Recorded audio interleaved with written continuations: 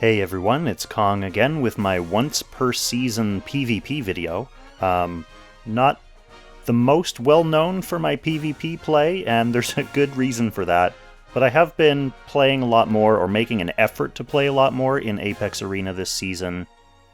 Time has usually been my constraining factor, because I tend to spend the weekends making and editing videos, or doing other things, so this season is the first season that I've really sat down and made an effort to set aside some chunks of time to play Apex. I am going to put out a video, my kind of traditional PvP video, where I just highlight matches that I play against other known community members and members of Main Chord. But I wanted this video to be a little bit separate and a little bit different because a theme kind of emerged, so I just have two short battles here. Okay, so here is my first match against Nanaya, who is a Langrisser tier player.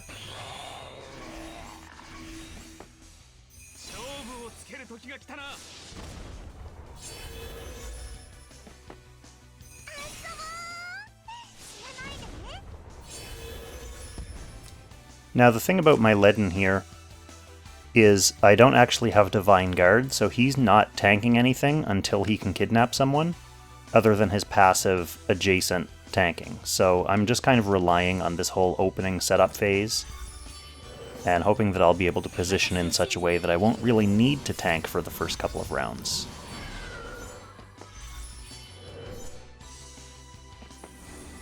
Just kind of staying behind Ledin here to try to stay out of Rachel's 3C range at the start.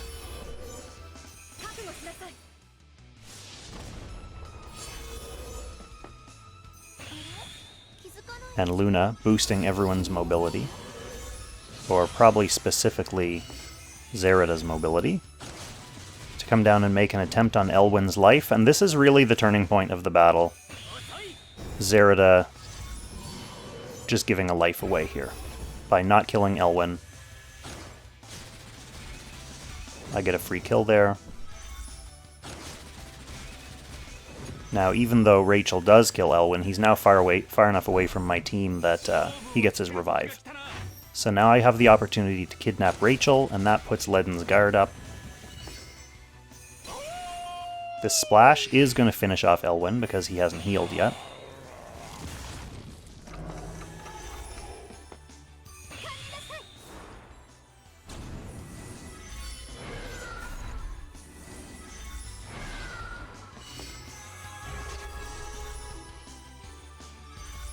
And then Ledin procs everything,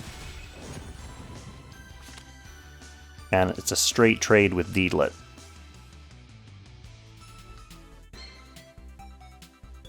Okay, so here's the second match I want to take a look at. It's against Ronald Orion, and this is the kind of box that I hate playing against, because there's so many different things in here that I feel like I'm just not good at.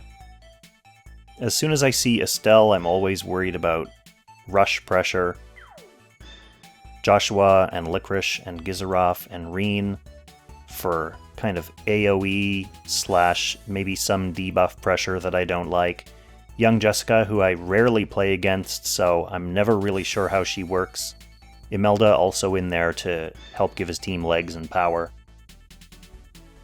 So my pick ban against boxes like this is usually fairly messy, because there's so many different priority targets for me to get rid of. Always happy to first ban Reen, though.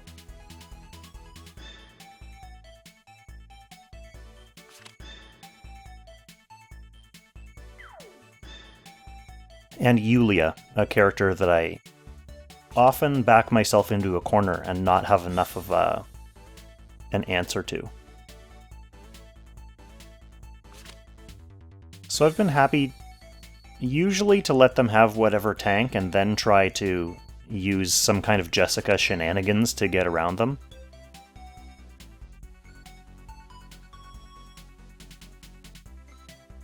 And really that's why I win some and lose some.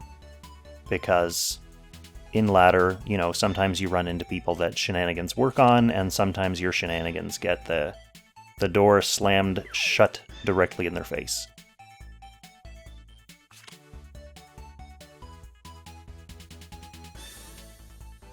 So already this is a team that is going to outzone me hard with the threat of Juglar Splash, Zerida, and young Jessica's long range, and then of course throwing Estelle in right at the end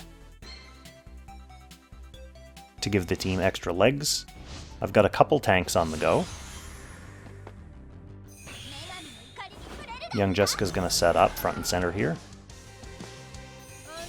And then the rest of the game for my part is going to be trying to count and maintain range so that she can't just one-shot pick us off one at a time.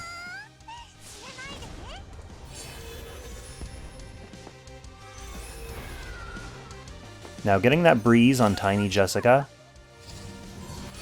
is important in being able to counter their zoning threat. I am going to try, typically against a team like this, to set up some kind of teleport play, especially with 2 tanks, to bring a tank ahead with me and then see whatever I can pick at with Tiny Jessica.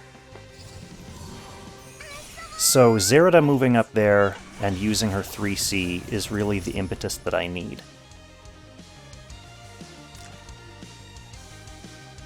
I don't mind leaving Yulia hanging out here as bait because she can revive, so she's a good target to give to Zerida in the hopes that she might come in and expose herself.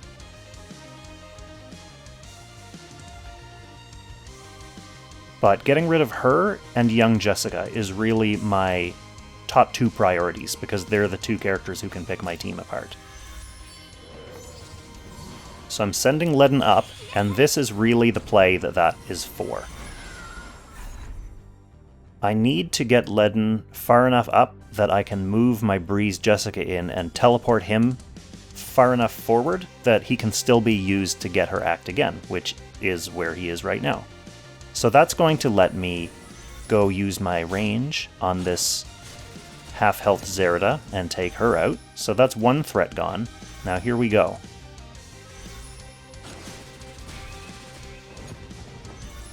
I can't say that I 100% planned that to fully wipe out his young Jessica, but it was always part of my plan that he would stand there and kind of be a tempting, reflective target. I didn't think he would kill her all the way. But with that young Jessica out of the way, there's not really much in terms of threats left here. My Tiny Jessica and Yulia are more than enough to take care of his 2 tanks, and he knows, so that's the end of that match too. So I do want to come in and take a look at my Ledin, who factored heavily in both of those wins, but I do want to preface this by saying, don't do this. This is definitely a meme Ledin, and a not perfectly coherently built one at that. If you want to meme Ledin, there are probably better ways to do it, but this is just what I have slapped together. So Thorns, obviously, to get those Thorns procs, combined with Crystal Molders gives you a lot of reflective damage, and then Dropnir, of course. So the reason I have him kind of slapped together like this is I want my Ledin to do 2 separate jobs. Usually you don't like to see Thorns combined with Bloodline Magic Armor, because if Bloodline procs, it severely reduces the damage you take, which reduces the damage you'll do in return with Thorns. The reason I have this on here is because, like I said, I want Ledin to do 2 things. If he's attacked at melee range, I want him to survive and take as little damage as possible. I'm not expecting to counter kill or reflect kill anyone from melee range, so that's why Bloodline is on there. The second job I want him to do is kill magical attackers from range. So the Bloodline doesn't factor into that since it will only proc during melee battles.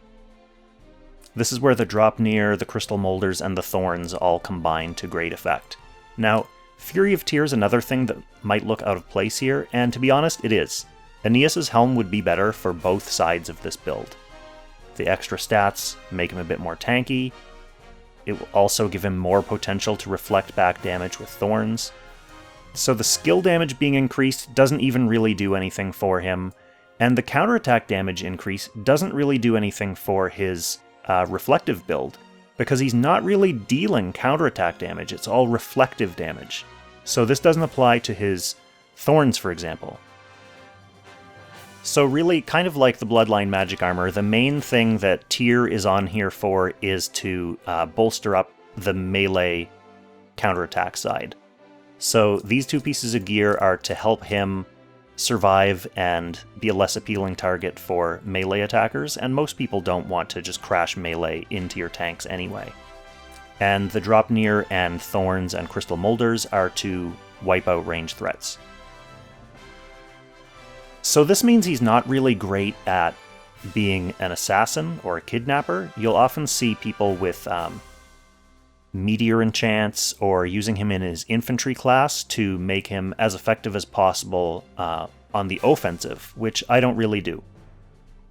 So Meme Ledin works sometimes. Fairly functional tank in normal situation. Like, I mainly will pick him when I'm trying to run 2 tanks so that I can use the faction buff for my other glory characters, and then maybe get some tanking out of him. Although, of course, without Blood Pact, he is vulnerable to physical threats like Elwyn. So it's kind of a mixed bag. When it works, and otherwise much more useful in a Glory Core team with another tank. This is just a fun character that I'm having fun with, but it is working for me, and I guess that goes to show that if you have a little cog or a weird unit in your box that fills a little niche gap for you, and you get some use out of it, then that's fine. Most of the time he's not my main tank. Most of the time he's not getting reflect kills. Once again, super special thanks to my Langrisser tier channel members Levitt, Derek Gunderson, and Kyle Greer-Brown, as well as all the gold tier members. Like I said, I'm going to have another PvP video where I am facing off against some community members, so stay tuned for that one. And in the meantime, happy Langrissing, everyone.